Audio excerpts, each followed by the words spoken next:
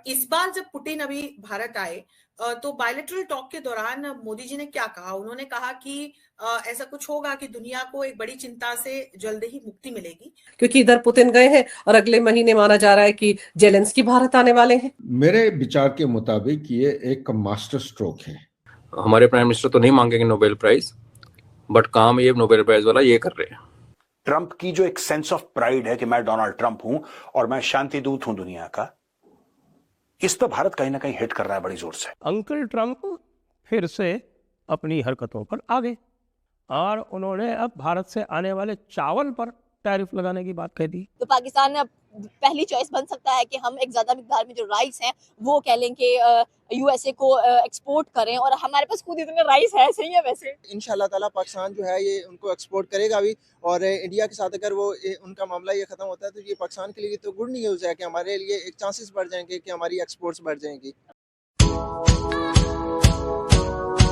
President Putin Bharat आए और उस यात्रा से काफी कुछ निकला और बहुत कुछ सामने आया, और ऐतिहासिक ये यात्रा रही और पूरे विश्व में इसकी चर्चा रही। लेकिन एक बात जिसके संकेत मिलते हैं इस यात्रा से वो ये कि कहीं ना कहीं जो पीस प्लान की बात हो रही है, या फिर प्रेसिडेंट ट्रंप ने भी 28 पॉइंट वो पीस प्लान तैयार किया, लेकिन वो उतना इफेक्टिव नजर नहीं आ रहा है। लेकिन कहीं ना कहीं ये संकेत मिल रहे हैं कि अब प्रधानमंत्री Modi Russia Ukraine peace mediation करा सकते हैं, इस तरह के संकेत मिल रहे हैं। इस खबर को आप किस तरह से देखती हैं? क्या ऐसा हो रहा है? क्योंकि जेलेंस्की भी भारत आने वाले हैं अब कुछ ही समय में, तो ये आपके सामने कितना आपको लगता है कि कितना ये सही हो सकता है कि प्रधानमंत्री को लेकर? हालांकि बहुत समय से इस तरह की बात होती है कि भारत ही एक देश है जो दोनों देशों के बीच में शांति स्थापना करा सकता है। अंबर, आपने बहुत महत्वपूर्ण बिंदु से इस चर्चा की शुरुआत आज की है।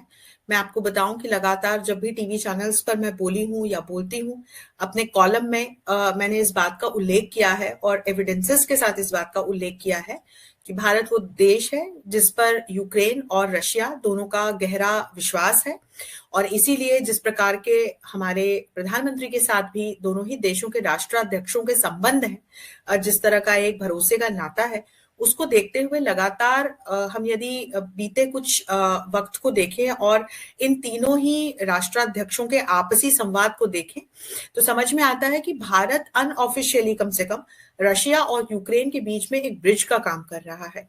आपको याद होगा कि ट्रंप ने शांति प्रस्ताव के साथ किस प्रकार से यूक्रेन और रशिया युद्ध का अंत हो सके इसको लेकर के अलास्का मीट की थी और पुतिन वहां आए थे।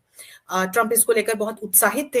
अलास्का मीट के तुरंत बाद तो किसी प्रकार की अनाउंसमेंट्स नहीं हुई, लेकिन आप सभी को, दर्शकों को याद होगा कि पुतिन ने हमारे प्रधानमंत्री को फोन करके इस मीटिंग के बारे में लंबी चर्चा की थी। इसके बाद आपको ध्यान होगा कि हमारे प्रधानमंत्री एससीओ में शिरकत करने के लिए चीन गए, और जब वे चीन पहुंचे तो उनको वहां जेलेंस्की का फोन आया और इसको बकायदा ऑफिशियल माध्यमों पर सोशल मीडिया के माध्यम से प्रसारित भी किया गया, लोगों तक ये बात पहुंचाई गई। और जेलेंस्की ने मोदी जी से ये कहा कि जब आप पुतिन से साइडलाइन पर मिलेंगे तो रशिया यूक्रेन युद्ध को आप अंत की ओर ले जाने का प्रयास करें। वे भी युद्ध की समाप्ति चाहते हैं।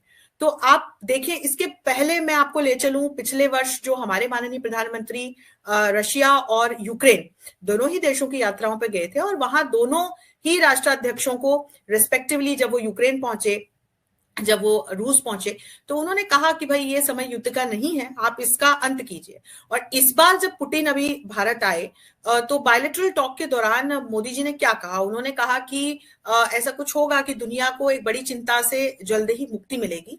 वहीं पुतिन ने जब बातचीत की शुरुआत की तो उन्होंने युद्ध से ही बातचीत की शुरुआत की और उन्होंने कहा कि वे युद्ध को अंत की ओर ले जाने का प्रयास कर रहे हैं। हालांकि ट्रंप अभी मीडिएट कर रहे हैं, लेकिन पुतिन ने जिस तरह से उसकी रीड बिटवीन द लाइन थी वो यही थी कि भारत इसमें एक महत्वपूर्ण भूमिका निभा रहा है और पुतिन भी युद्ध का अंत चाहते हैं। अब पेच कहीं कहीं फंस रहे हैं, और वो ये है कि पहले फेज में तो ट्रूस की बात की है, और ट्रूस की बात कोई भी दो पार्टीज जो युद्ध में इन्वॉल्व होती हैं तो वो हॉल्ट करने की बात पे तो मान जाते हैं। लेकिन इसके बाद जब युद्ध को अंत की ओर ले जाना होता है तो कुछ महत्वपूर्ण संधि की बातें होती हैं, और जब वो संधि मान ली जाती है, जब वो बिंदु मान लिए जाते हैं, तब युद्ध एक प्रॉपर्ली एक एंड की ओर जाता है। तो ये डिप्लोमेटिक टेबल पर डायलॉग के बाद ही सुनिश्चित हो सकता है। अभी तक हमने देखा कि अलास्का मीट में जेलेंस्की की गैर मौजूदगी थी, या जहां जहां भी दोनों ही देशों की पार्टीज मिली तो वहां कोई ना कोई एक पार्टी या एक महत्वपूर्ण ऑफिशियल हमने एब्सेंट देखा है। अभी पुतिन भारत होके गए हैं, अब इस प्रकार की खबरें आ रही हैं कि जनवरी में शायद जेलेंस्की भारत आए, और यदि ऐसा होता है तो युद्ध को रोकने के लिहाज से एक बहुत महत्वपूर्ण बात होगी, क्योंकि जेलेंस्की इस बात पे अड़े हुए हैं कि भाई जो जीते हुए एरियाज हैं, जिन एरियाज पे कब्जा कर लिया है रशिया ने यूक्रेन के, जिसमें कि ये डॉनबास और ज़ेपरेजिया जैसे इंपॉर्टेंट एरियाज हैं, तो वहां से रशिया तुरंत पीछे हटे, इन एरियाज को छोड़े। जेलेंस्की तो क्रीमिया की भी बात करते थे, लेकिन हाल फिलहाल वो तो संभव नहीं नजर आता। और जेलेंस्की चाहते हैं कि यूक्रेन का जिस प्रकार से विध्वंस हुआ है उसकी कौन खानापूर्ति करेगा, उसकी बात हो। और जेलेंस्की अपने आप को एक वॉर हीरो के रूप में एस्टेब्लिश करना चाहते हैं। ये भी बिंदु अब संभव नहीं है अंबर, क्योंकि यूक्रेन के लोग भी इस बात को बहुत अच्छे से समझ रहे हैं कि जेलेंस्की ने किस तरह से यूक्रेन को एक जिद में, जिस प्रकार से युद्ध में झोंका। पीछे से तो अमेरिका और नाटो खड़े हुए हैं, तो ये युद्ध रशिया ने दरअसल नाटो और अमेरिका के साथ लड़ा है। बहरहाल यदि हम पुतिन की ओर जाएं तो वो जीते हुए एरियाज छोड़ना नहीं चाहते हैं, क्योंकि they are of great strategic significance.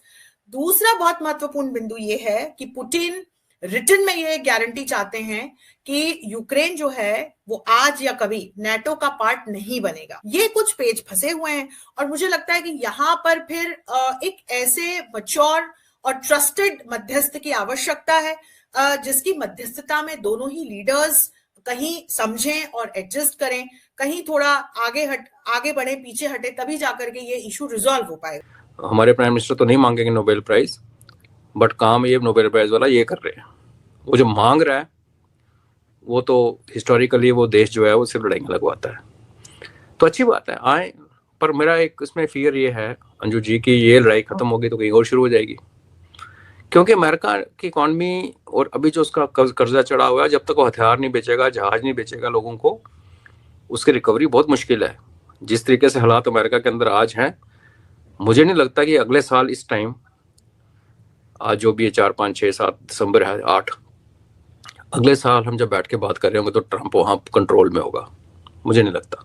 क्योंकि अगले साल इसी वक्त तो वहां पर मिड टर्म इलेक्शन भी होने हैं, और जो ग्राफ गिरता जा रहा है डोनाल्ड ट्रंप का, उसके हिसाब से तो लगता है कि या तो वो चुनाव को टलवाएगा या फिर हार का मुंह देखेगा। लेकिन तेरे दर पर आया हूं जेलेंस्की गाना गाकर जब आएंगे यहाँ पर, तो आपको लग रहा है प्राइवेट डिनर के दौरान जरूर कोई खाका तैयार हुआ है पुतिन और पीएम मोदी के बीच में, और उसी को कन्वे करना है, क्योंकि इस बार उतावला वो हो रहा है। और बड़ा अजीब सा इत्तेफाक है, अगर आप 2024 की बात करें, जुलाई में पीएम मोदी रशिया गए थे, फिर अगस्त में कीव गए थे, वॉर जोन में चले गए थे, ट्रेन से यात्रा करके चले गए थे। ऐसा रिस्क कौन सा राष्ट्राध्यक्ष उठाता है? वो रिस्क भी पीएम मोदी ने उठाया ताकि रशिया और यूक्रेन का वॉर रोका जा सके।